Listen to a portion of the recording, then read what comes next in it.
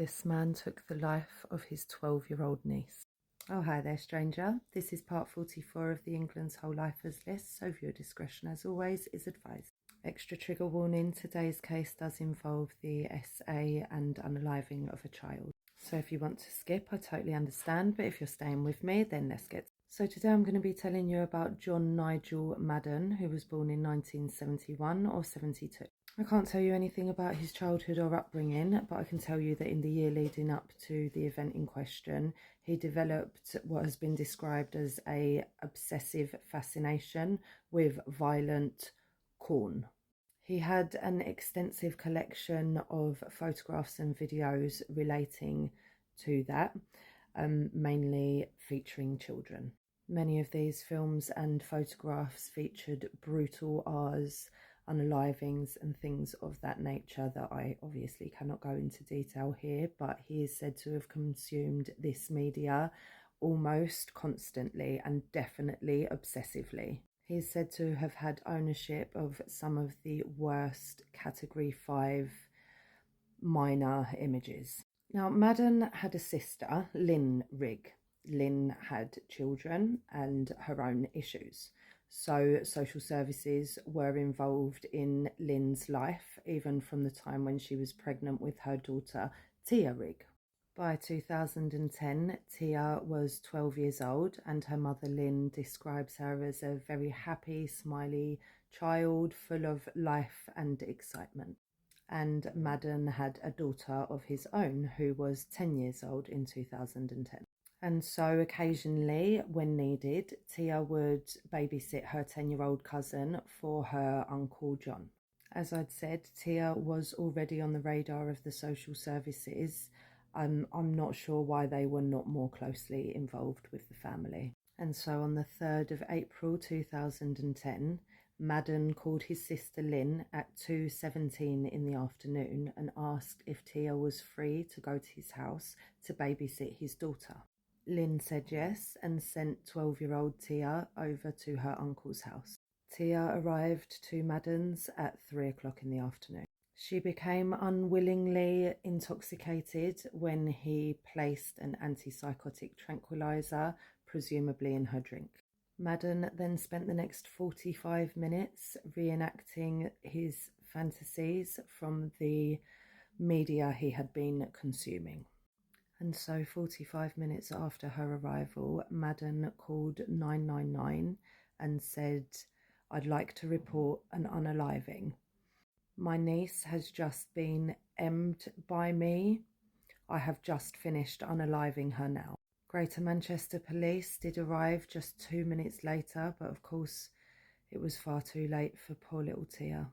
He'd inflicted a catalogue of brutal injuries on that poor little girl. And then he had impaled her in her stomach and taken her life by compressing her neck with a guitar string. When police arrived to his address, they described Maden as, quote, chillingly calm. To this day, he has never given any explanation or shown any remorse for what he did to his own niece.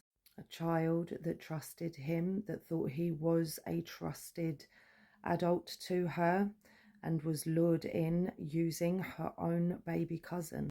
He had premeditated and meticulously planned this crime and prolonged her suffering. Maden was due to go on trial in Manchester Crown Court in late 2010, but pled guilty just before trial began. Passing sentence, the judge said to him, "It is inescapable that Tia Rigg passed away because you decided to realise your fantasies about torturing and unaliving a young child. It is difficult to know how long Tia's ordeal lasted. The terror, the unimaginable pain you inflicted on her, the indignities you subjected her to while still alive. It was planned, it was premeditated, and her agony must have been prolonged. This is one of those exceptional cases in which the only just punishment requires you to be imprisoned for the rest of your life." And I get that that's our harshest punishment. But if you're talking about just punishments, then I think we're going to have to get that old Bob Maudsley involved. John Maden is now 52 or 53 years old and serving out his life sentence. Tia Rigg, of course, is forever 12. I hope she's resting peacefully and flying high with the angels. And that is the end of the case. A particularly hard one for me today because so many people failed that little girl. And there are a lot of injustices in these cases that I tell you about. But for Tia to have gone to her own uncle's house, in my opinion, there is no punishment severe enough for this kind of crime. And just a side note, strangers, and a personal message from me to you, I find it very frustrating that I have to use light language to describe these horrific cases. I hope you can understand that I have to do that due to the censorship, and my content will be removed if I don't. I am never trying to make light of these cases when I say words like unalived and corn. There are many details that I have to omit due to the platform that I'm on. A lot of that will be written in the book. So please understand that if you find it frustrating, I understand. I'm with you. And I'd also just like to say another little side note is that I am not holding the social services responsible for what happened to that little girl. It's never anybody else's fault except for the perpetrator. Of course, I just can't help but wonder what might have happened if somebody was looking a little bit more closely. Rest in peace to 12-year-old Tia Rigg. And to you, stranger, if you've stayed with me up until now, then thank you for listening, and I will see you for the next one.